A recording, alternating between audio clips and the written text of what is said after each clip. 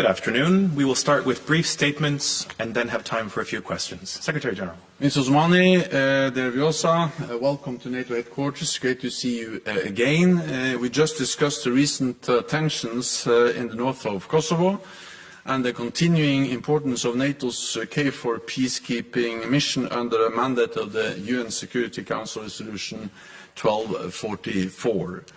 Our KFOR troops were attacked earlier this year, leaving 93 of them injured, some seriously. This is totally unacceptable. The stability of the region and the safety of KFOR troops depends on all actors honoring their existing commitments.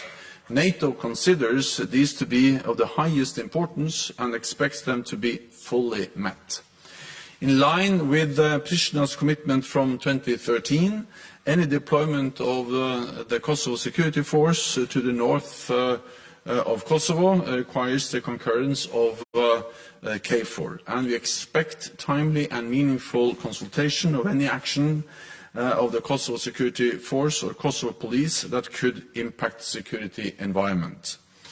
In response to the recent unrest, NATO has deployed hundreds of additional troops to Kosovo. KFOR continues to monitor the situation closely, and we stand ready to act as necessary to fulfill our UN mandate, to maintain a safe and secure environment and freedom of movement of all communities in Kosovo. Neutrality and impartiality are central to the success of our mission, and our commander in Kosovo is in close contact with both the security organizations in Kosovo and the Serbian Chief of Defense. I welcome recent steps taken by Pristina to lower tensions, including reducing the number of special police in the north, and plans to facilitate new municipal elections. But it is essential to avoid further escalation, so I urge all parties to avoid inflammatory rhetoric and to act with restraint and in line with their commitments. NATO strongly supports the EU-facilitated dialogue between Belgrade and Pristina. I welcome the announcement of another high-level dialogue meeting next week. This is the only way to resolve outstanding issues and to reach a solution that respects the rights of all communities. This requires patience, perseverance and compromise. It is also an opportunity for Kosovo to demonstrate that it is a responsible actor working constructively to the benefit of Euro-Atlantic security. So once again, welcome. It's great to see you here, and thank you so much for a very fruitful and important meeting. Thank you. Thank you. Thank you, Mr. Secretary General. Dear journalists, let me start by expressing my gratitude to you, Mr. Secretary General, for the warm welcome at NATO headquarters today, and to your distinguished colleagues whom we met today. I'm here as a testament to Kosovo's strategic orientation. NATO is our destiny. As I shared in our bilateral meeting, we are very much appreciative of Mr. Secretary General's leadership at NATO during this testing time for our transatlantic community. Allow me to convey the profound appreciation and gratitude of the people of Kosovo and its institutions for the role that NATO has played in saving our lives in 1999 and the role that it is playing today to ensure sustainable peace and security in our region. We value the contribution of women and men in uniform who have served in Kosovo as part of the KFOR mission, enabling Kosovo to thrive and providing all of the people of Kosovo the opportunity to live in peace. Kosovo's successes are also NATO's successes. And that's why we are proud of having the most vibrant democracy in the region and a resilient youth with brilliant entrepreneurial spirit. We should be proud of these joint achievements and work together to preserve and more importantly, to expand them. Mr. Secretary, precisely because Kosovo is a historic success of NATO, there are malign forces so determined to challenge and undermine it. We should not let that happen, and we should jointly fight them. Kosovo and the region risk becoming flashpoints because of Russia's malign influence and the destabilization agenda of its proxies. Kosovo is experiencing repeated illegal foreign interference and a constant obstruction of its legitimate authority and sovereignty in the north of our country. This has, in many occasions, amounted to aggression, as defined by international law and practices. Let me be clear, the north of Kosovo was and will continue to be an integral part of the Republic of Kosovo. We will not allow the north of Kosovo to become the battlefield for achieving hegemonic ambitions of regional autocrats. Instead, we are committed to further integrating the local communities, upholding their constitutionally guaranteed rights, and offering them socio-economic opportunities to prosper. I was deeply appalled and strongly condemned the May 29th attacks against NATO soldiers in the north of Kosovo, which were planned, organized, and executed by Serb organized crime groups, as clearly proven by video footage and criminal investigation by law enforcement agencies. Our thoughts are with the 93 soldiers who were injured and their families, and I once again wish them a speedy recovery. Perpetrators must be held to account. Mr. Secretary, if there is impunity for the May 29th attacks on KFOR soldiers, as well as the continuous attacks on Kosovo police and journalists, there is a risk that the perpetrators will see it as our joint weakness and will be emboldened to exploit every opportunity to repeat the violence. This was an attack on NATO, and those who ordered it are clearly known. That's why, as President of Kosovo and on behalf of the institutions of Kosovo, we offer NATO full cooperation in order to bring the perpetrators of those attacks to justice. There must be thorough and swift accountability for these organized crime groups. In this spirit, I will work closely with our security institutions to further deepen and reinforce our relations with KFOR as our primary security partner in Kosovo. I'm also appreciative of the work that the NATO's advisory and liaison team is doing to assist our Ministry of Defense and the Kosovo Security Force in the successful implementation of the transition plan centered on developing our nation's army to fully comply with NATO standards. We are committed to continued advancement of our multi-ethnic police force serving all the people of Kosovo and throughout all the territory of our republic. While pressures by Serbia are increasing on Kosovo Serb officers serving in the Kosovo police to resign, our police remains in the service of the people and for the people across the entire republic. This type of insidious foreign interference must end if we wish integration to be meaningful and fruitful. Kosovo, as the youngest country in Europe, is willing and able to give back to NATO allies who supported us both in our darkest hours as well as through our proudest achievements. We are proud to serve alongside allies in peacekeeping missions around the globe and will continue to work with democratic partners to address security challenges in our region and beyond.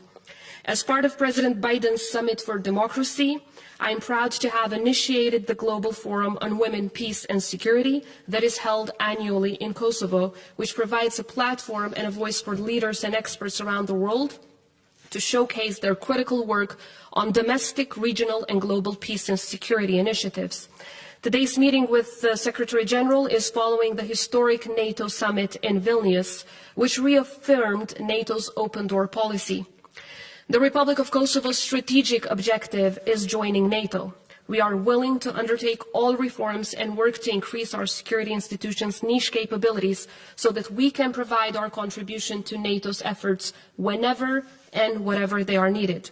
Kosovo will not waver from its Euro-Atlantic path, ever, under no circumstances. Too many lives were lost in the fight for freedom, independence and democracy. This is the commitment we make and must keep for future generations. Similarly, Kosovo is willing and open to work with NATO allies to find the best modalities that will advance our partnership for peace participation as well as our goal for NATO membership. We have already proposed a formula that works and takes into account the principle of diversity in opinions but unity in action. Mr. Secretary, we come together at a critical time regionally throughout Europe as well as the world. And I come here today profoundly aware of the challenges posed to our hard-fought peace and intensely committed to finding shared solutions to shared problems. As we all continue to feel the effects of Russia's aggression against Ukraine, Kosovo has immediately taken action to support the people of Ukraine, to align with partners on sanctioning Russia, and we will continue to offer all our support within means and capabilities. We will support Ukraine until its inevitable victory, until it liberates every inch of its territory. NATO and Kosovo are eternally tied together. NATO is part of Kosovo's successes, and Kosovo is an example of NATO's moral compass and righteous actions. As the war in Ukraine reminds us, long-term peace and security can be achieved if democracy wins, if rule of law prevails, and if there is mutual respect. Kosovo remains committed to these principles and extends its hand of cooperation to all of its allies and all of its neighbors. We need NATO as a guarantor of peace, deterrent of malign influences, and defender of democracy. We are ready to do our part. Thank you. We'll start with RTK over here, please. Yes, Tuhina, Kosovo Television. Secretary General, I plan to ask something else, but I was puzzled by your introductory remarks referring to 2013 commitments, which evidently include only the consultation and prior approval of Kosovo security forces, approval by COMKFOR. You are now including special police forces. Is this new requirement of NATO? Can you clarify, please? Thank you very much. It's not a new requirement. It's the conditions that NATO's presence has been based on for a long time. Any deployment of the special forces requires concurrence from KFOR, and then there is a need for coordination and close consultations between the authorities in Pristina and KFOR on any deployment that may affect our posture and the security in Kosovo. Next, we'll go to Associated Press, please. Lorne Cook from the Associated Press. You heard the Secretary General, Madam President, talk about the tensions and the concerns that he has, and we know that any wrong statement or incident can create problems for personnel in Kosovo. There's a new round of the Serbia-Pristina dialogue coming up next week.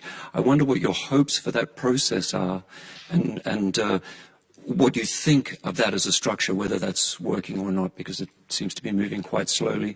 Secretary General, the President mentioned that perpetrators must be held to account for what happened, and you yourself mentioned 93 people had been injured during the incidents earlier in Kosovo this year. Do you agree too that the perpetrators should be held to account? Is justice being done? Is that happening on behalf of Kosovo KFOR staff? Thank you. The next dialogue meeting between the representatives of the Republic of Kosovo and Serbia will take place on the 14th of September. Kosovo has always been the constructive party, unfortunately the only constructive party in that process. Unfortunately, the list of unimplemented agreements by Serbia is very long, so I will not dwell upon it, but I have to say that our hopes are right now that there would be a balanced approach. A balanced approach by the EU intermediators is a precondition for the success of the process. There were times when we didn't see this balance, so I would like to call upon all of our partners and allies to ensure this balance, to ensure a principle of full equality and equal footing of both parties in the process if we want to see sustainable results and results that truly contribute to peace and security and stability in the region. Now, of course, what remains at this point in time is discussing a sequencing plan for the agreements that were reached in Brussels and Ohrid. Of course, that sequencing plan needs to take into account that the agreement in Brussels has 11 articles, not just one. So we in the Republic of Kosovo have been insisting on full implementation of the entire agreement. There's not one article that is more important than the other, and also have committed to fully implementing our part of the obligations. But we should not ignore the fact that Serbia has undertaken concrete obligations in that agreement as well, among which is not objecting to Kosovo's membership in any international organization, of course an obligation which it has already violated.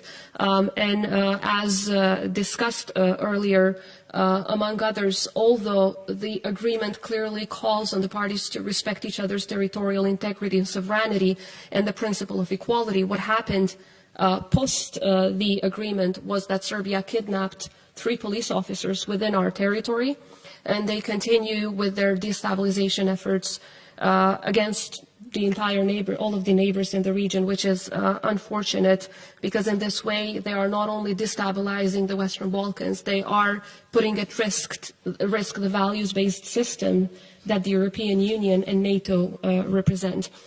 If I may add, when it comes to the issue of coordination with our NATO allies, as President of the Republic, I have constantly worked to make sure that there is full coordination between Kosovo institutions and the KFOR presence in Kosovo, because we believe that working together with allies produces better results. We all have the same goal, which is peace, stability, and security for all the people of Kosovo and the region. Nevertheless, the 2013 agreement, as Jaracina pointed out, only focuses on the Kosovo security force. The police of Kosovo has been acting and exercising its constitutional mandate throughout all the territory of Kosovo for more than 2 decades. Yesterday we celebrated the anniversary of their creation, and by the way, it's the most professional police force and a multi-ethnic force in the entire region. But as a principle of coordination, as President, I insist that coordinating with our allies, not just for the North, because Kosovo also has its south, its east, and its west.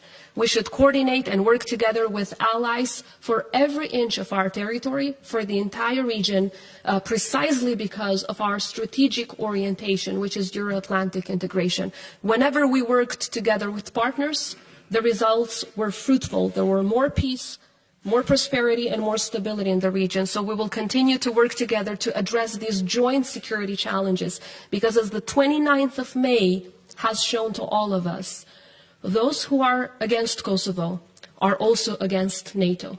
The attack against NATO soldiers showed that these destructive and malign forces want to attack the values based on which NATO, as well as the foundation of our country, are based. So we will absolutely work with NATO and the presence of KFOR, but of course pointing out to the fact that the 2013 agreement, exchange of notes, was a very narrow agreement, and for all of our security institutions, we aim to make sure that they are in the near future part of the Euro-Atlantic institutions.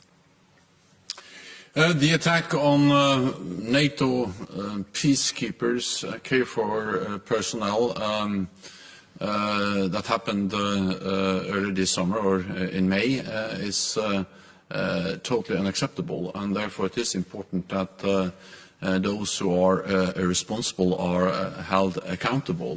There is an ongoing investigation by the Kosovo authorities. We also have the EU ULEX mission in Kosovo, and then of course the third responder is KFOR. Our mandate is based on the UN mandate, and our mandate is to ensure a safe and secure environment for all communities in Kosovo. But again, this is a law enforcement issue. It is an issue which is of great importance, because it is unacceptable that peacekeepers that has a clear mandate and which are enforcing that mandate in a very difficult situation are attacked. A high number of wounded personnel, and 3 of them with life-altering wounds. So, yes, those who are responsible must be held accountable, and there is an ongoing investigation. Time for just one more, and we'll go to Reuters, please. Secretary General, you mentioned the importance of neutrality and impartiality, but there's a widespread view in Kosovo and across the Balkans that NATO and the EU are going easy on Serbia, are turning a blind eye to Serbian actions in Kosovo because Serbia is being helpful with weapons deliveries for Ukraine.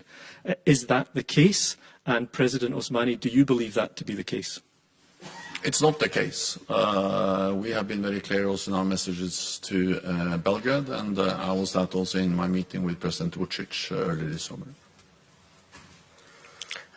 As I pointed out, those who attacked NATO on the 29th of May are clearly known to law enforcement agencies. There is video footage, which all of you have seen. Some of these people actually are police officers who came all the way from Serbia. So these are members of the institutions of Serbia. Not only that they have not been suspended from their jobs, but of course they're not facing any consequences whatsoever.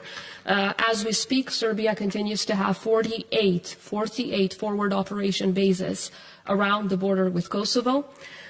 So-called Russian humanitarian center, very close to the border with Kosovo, which according to the American DoD is a Russian spy center.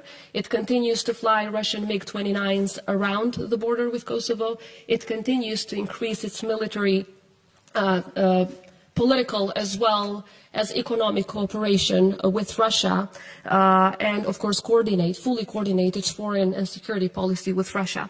Kosovo, on the other side, is at a 100% alignment with every foreign and security policy decision of EU and NATO.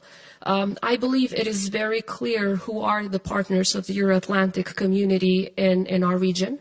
But at the same time, of course, we are fully aware that bringing Serbia closer to the Euro-Atlantic community, bringing Serbia closer to the West, is in the interest of all of us, Serbia should be doing at least a little bit of its homework before it gets the support that it is receiving from the European Union, because the EU money should go hand in hand with the EU values.